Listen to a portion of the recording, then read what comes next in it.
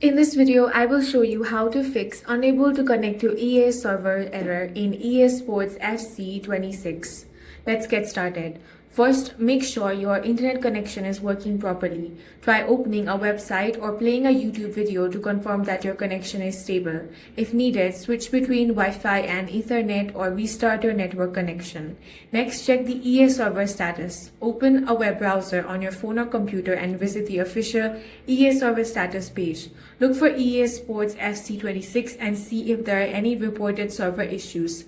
If the servers are down, you will need to wait until EA resolves the problem. If the servers are online, completely close FC26 and restart your router. Once your internet connection is back, launch the game again and check if you can connect. If you're still getting the error, make sure your game is fully updated. On your gaming platform, check for available updates. If you're playing for PC through the EA app, open your game library, select FC26 and choose Repair to verify and fix any missing or corrupted game files. That's all for this video. If you found it useful, make sure to hit the like button and subscribe for more videos like this.